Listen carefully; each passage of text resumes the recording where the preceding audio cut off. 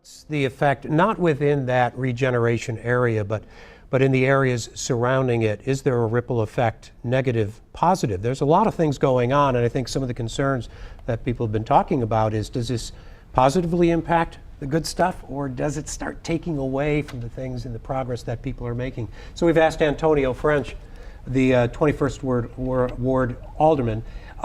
Your ward is sort of on the edge of this, is that correct? It's near. It's a little further north. Right. Rod Jones, who's president and CEO of Grace Hill Settlement House, and Jessica Island, president of Northside Community Housing. So let me ask you this question. What is going to start happening, Rod, is that good for everybody, or is it just good for this regeneration project?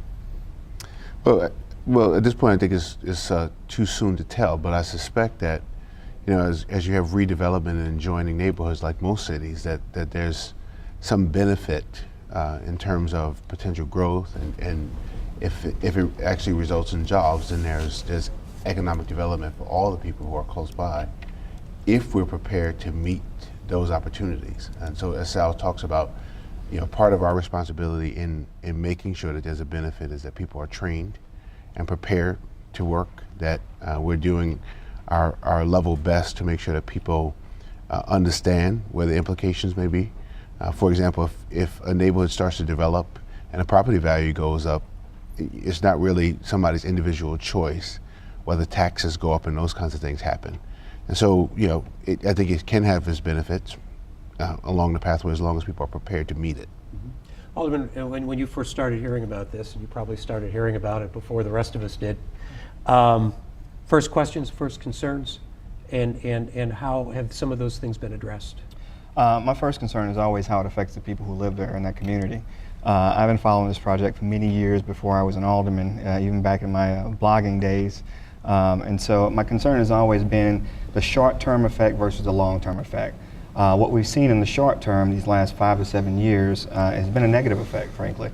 We've seen depopulation, we've seen, as Mr. McKee acquires more property, has not been held accountable to maintain the property. A lot of those blocks have gotten worse in the short run.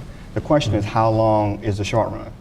When will we start seeing development? I think a lot of the frustration has been because there's lack of a defined plan.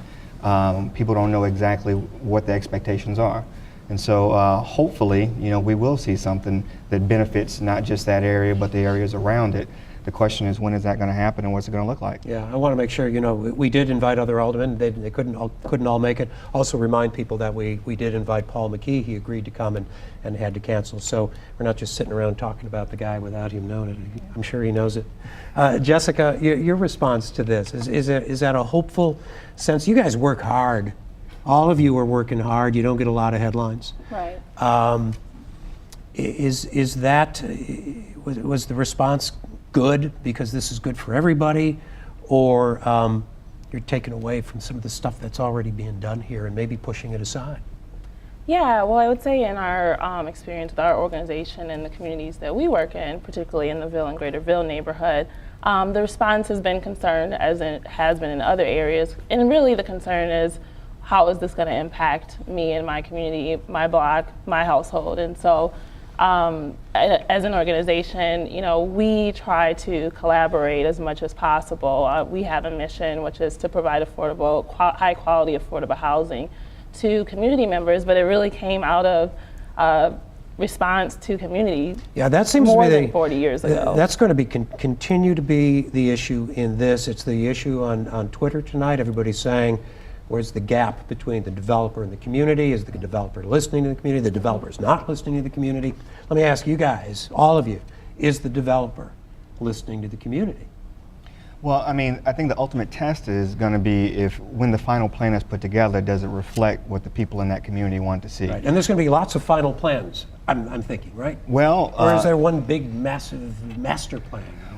Well, I'd settle for any kind of plan at this point. The frustrating thing is that we've gotten to this point. Huge TIF has been issued, and at least $40 million in state money, as a tax credit, has already been given to the developer. We've gotten to this point with no plan at all. That is uncommon for development, especially one of this size. And so it breeds some amount of distrust, some amount of confusion about what this is going to mean.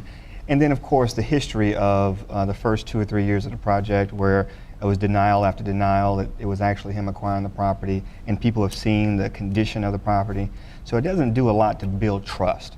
And so Mr. McKee has a lot of work to do in that regard. Is that work being done? How do you do it? How do you come in, whether you're a social worker or a housing expert or a health expert, you want to be able to make some change. How do you get that community to become a part of that and feel some ownership? Or is that even possible with a big developer? But let me just start with what you do. How do you get that community to trust who you are and what you're trying to do? Well, in our case, our organization began out of St. Matthew's Church more than 30 years ago, and it was really in response to what the community said they needed. They were working with seniors, and there was a big need for housing that was affordable but still high quality. So we respond to what the community says as opposed to coming to them and saying, hey, you know, we have some funds to do this and this is a good location to do it. So I think that's a big part of it, is really assessing what is it that the community is saying is a concern and being responsive to that, and also keeping them engaged, like not only through the planning process, but throughout the many years afterwards. And I think that's actually going to be a test of how this project will go, because in the planning phase, you know, that's important. And I mean, it is interesting that hasn't occurred prior to now to the level that we would expect for a project at this scale. Yeah, what kind of advice? Is this advice to a developer like Paul Yes, McKee? How do you get into what kind of exactly. advice, if you were hired to be his PR guy or his community rep, how would you say, this is what we need to do, Paul, if you're going to win these people over?